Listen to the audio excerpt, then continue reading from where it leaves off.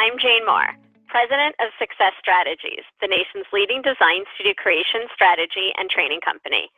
I am really excited to share with you answers to some of the most common design studio questions I get asked as I work with builders all over the country, so you can get some of the solutions and strategies you've been searching for. I thought these free videos would be a fun way to help you because smarter design studios drive more revenue, create happier buyers, run more efficiently, and help to sell more homes. So today's question is, are our design studio products priced for maximum profit? Of course, you want to know if you could be selling your design studio options at higher prices. That's a great question. We should all be focused on making sure our design studios are making as much money as they can, while of course, delighting our buyers. I can't tell you how often a builder says to me, hey, my buddy Joe said his average markup is 46%. Is that normal? Because we're only averaging 30%. Or, at our Design Studio Best Practice workshop events where we're working with a few different teams of builders at the same time to improve their policies and procedures, inevitably, somebody comes up to me and says something like this. You know, Jane, last night at dinner, Builder X said they get 60% margins on tile. Is that typical? Like, I don't think we could sell any tile if we applied a 60% markup. Well, there's no magic answer that's right for all builders in all markets for all design studio products. And in fact, it's possible that your builder friend's pricing strategy, while yielding an impressive sounding 46% average markup, could actually be a poor strategy, which is negatively impacting the potential aggregate design studio profit, which, by the way, is a far more important statistic and proof of success than average markup. So while the question, how much should our average markup be on our option prices, is a great one, it's often the questions that we should be asking, the things we don't know that we don't know, that will provide the best improvement opportunities and lead to the best results. So I can best serve you by doing something better than provide you with an average markup statistic because you may not be like most builders. In fact, in this regard, most builders are not like most builders, at least in the proverbial sense. The statistical average markup is a mathematical calculation that may not be meaningful at all, and in fact, might lead you to make the wrong pricing decisions. So here are 5 better questions that you should be asking to ensure that you are in fact receiving maximum profit for your design studio products. So, better question number 1. Do we have the right pricing strategy? Stop focusing on cost plus a certain percentage because it's generally the wrong approach. It reflects a push-out mindset that can really be self-sabotaging. While cost plus might be a starting point or a valid reference point, it's not an ending point in smart pricing strategy.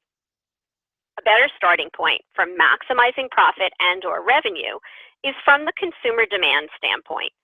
Essentially, this multifaceted analysis boils down to this. How can we manufacture more desire for this product, and what is the maximum price, or what we call investment, that our buyer would be willing to pay without negatively affecting the volume of sale for that product to the point where it decreases overall design studio revenue and profit? Volume is actually a critical factor here. Let's look at a simplified equation to demonstrate this point. Sure, we can take a product that costs $3,200 and apply a 50% markup and sell it for $4,800, yielding a $1,600 profit on each time that item is sold. If at the end of the year, 10 buyers buy this product, we make $16,000 in aggregate year-end profit on this product. But if we mark it up only 40%, not 50%, that yields a $1,280 profit per each sale, which is less, but 30 buyers now buy it instead of 10. That yields a $38,400 aggregate year-end profit on this product, or a net increase of $22,400 in profit, not revenue, but gross profit over the higher average markup of 50%. This should lead to the conclusion that we actually shouldn't mark it up 50% just because some buyers will still buy it at that price? Have you considered actually taking a lower markup for a jump-off product, which will then be the gateway to selling more options? So be strategic. Think big picture. It's not always about getting the maximum markup on every single item. Better question number 2. Are we focusing on the right financial goals for our design studio? In a design studio store, and yes, it is a store and should be managed like one, it's critical to think about which metrics matter to you relative to your design studio financial goals, and to understand the difference between average product price and average product profit versus average per home revenue and average per home profit versus aggregate year-end revenue and aggregate year-end profit. These are 6 different statistics, and your pricing strategy should align with your specific financial goals. Perhaps it's time for a team meeting on pricing strategies and financial goals so everyone can get aligned. Better question number 3. Do we know what our buyers initially think is a competitive price for our optional products? Are you afraid that if you increase your option prices, buyers will tell you that they can buy your product cheaper at Home Depot or from a local retailer? If they're doing that now, how does your design consultant respond? Knowledge is power. Well, actually, we say knowledge that is articulated in a compelling way is power. The best way to find out how your customers initially assign value to a product is to gather competitive data. And yes, I mean, go shopping. Gather competitive product and pricing data so you know what they know, and you can respond with accuracy rather than being caught off guard and by a potentially untrue claim that your prices are too high. And by the way, your competition here is not other builders. And it's important to remember that we can and should influence our customers' ultimate perception of value, which can't be done unless you have clarity on their initial perception of value and why they came to that determination. So, better question number 4 is, how do we better influence what our customers ultimately think of our design studio prices? First, understand the difference between price and value. Price is a number, such as $375 or $3,375. People don't evaluate price. They evaluate value. Value is what you get for what you give.